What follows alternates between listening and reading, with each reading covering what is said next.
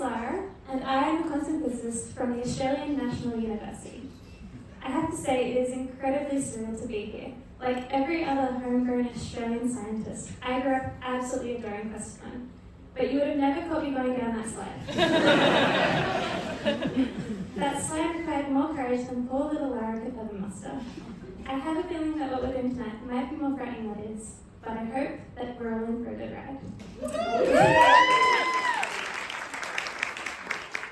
So we made it here. I'm on the stage at Questacon, and tonight I'll be telling you about my quantum physics research. But I'm thinking that maybe I didn't need to tell you that I am a quantum physicist. You might have already guessed because of my hat.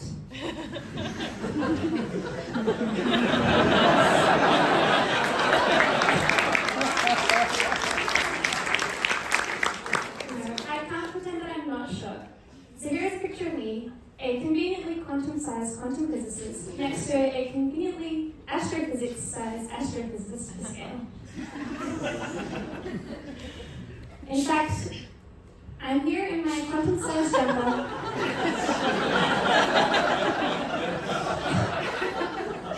Fresh from Kmart. So when I tell people I'm a quantum physicist, I try and explain that I am building a piece which will help us to build a global quantum computer. So just like the phones that you have in your pocket, our quantum computers are made up of various components which perform different roles. So we have pieces that will do calculations, they'll store the information, and will send that information somewhere else. When it comes to quantum computers, these components are not operating using the same frequencies of light, so we can't complete this puzzle. This is where my research comes in. I'm studying a special crystal, which I think is the perfect solution to this problem because it can convert between these different frequencies of light. When I say this, people get really excited. They say, oh, okay, so you study rocks. And they're kind of right, because I actually spend every single day obsessing over this one crystal, because I think it's special. So while diamonds might be a girl's best friend, this girl right here would rather have her special quantum crystal. But my husband is here in the audience tonight, and I do not want to give him the idea. So, obviously this is directed at no one in particular.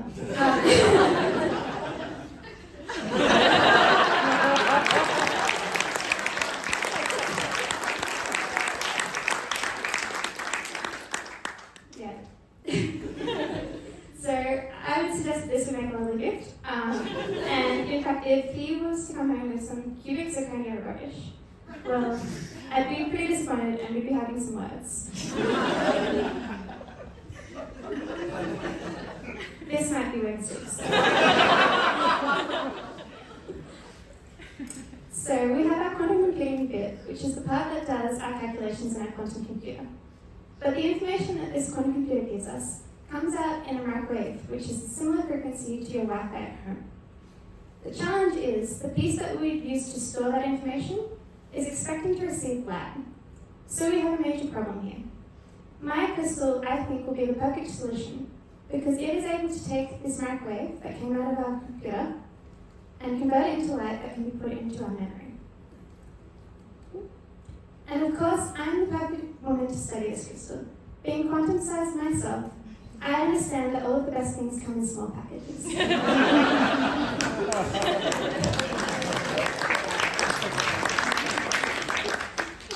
So I can sense that some of the taller people in the crowd maybe didn't agree with that. So I will concede, you have an advantage when it comes to reaching the high shelf, but how comfortable were you on your last airplane flight?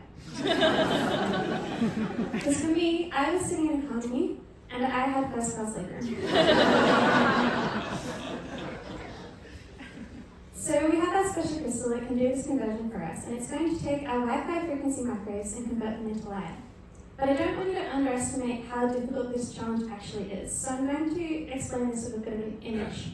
But I have to give a little warning to people who, like me, moved to Canberra from somewhere much more warm and coastal. The flying might be a little bit distressing to you. So, we're going to imagine that we're on the beach. and I'm going to give you 1 grain of sand. That tiny grain of sand is equivalent to the energy which is stored in our microwave. Now, if we want to convert that microwave into light so that we can put it into our memory, we're going to need to have 20,000 grains of sand. That's a little bit hard for you to imagine, but if you were to sit down and pick up each individual grain and line them up one after the other, it'd be a boring day. You would have escaped Canberra's cold for a moment anyway.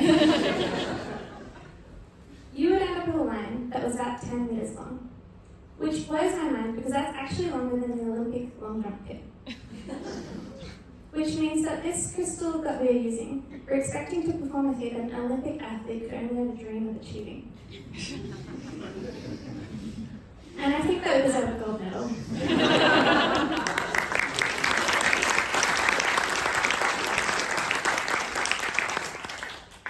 But in order to make our crystals do this, we need to make them really cold. So naturally, we moved to Canberra. But shockingly, Canberra's winter was still not cold enough. We actually need to make our crystals colder than deep space. And that blows my mind because little me sitting in a room is sitting mere meters away from a crystal that is as cold as you can possibly go, almost. And the reason we need to do this is because our crystal is stacked full of an element called erbium.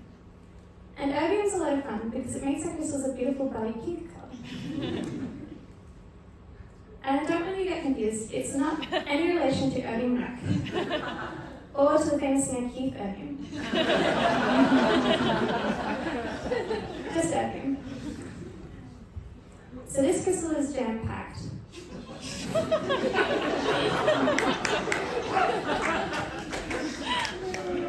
It's jam-packed full of erbium. And these erbiums are really interesting because when you cool this crystal down, they start to see each other and they start to interact. And when you make your crystal cold enough, they start to line up like little Roman legionaries called to attention by a centurion.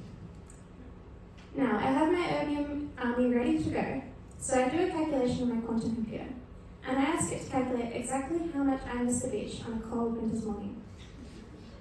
And once this calculation is complete, my quantum computer is going to give us that information in the form of our Wi-Fi frequency microwave.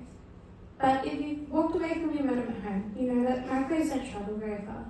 So I can't pass that information on to my friend in Sydney to let him know that I might want to visit this weekend.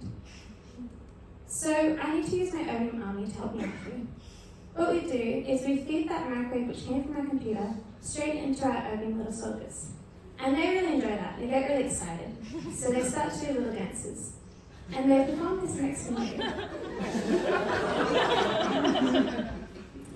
They perform this Mexican wave, which we call a magnum.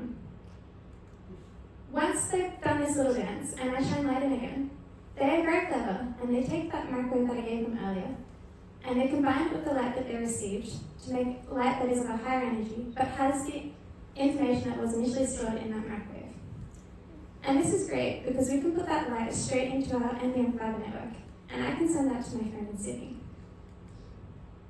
In order to do this, we need to understand what those dances look like inside our erbium crystal. So what I do is I take these crystals and I cool them down until they're super cold, and then I shine lasers through them and see how much light comes out the other side.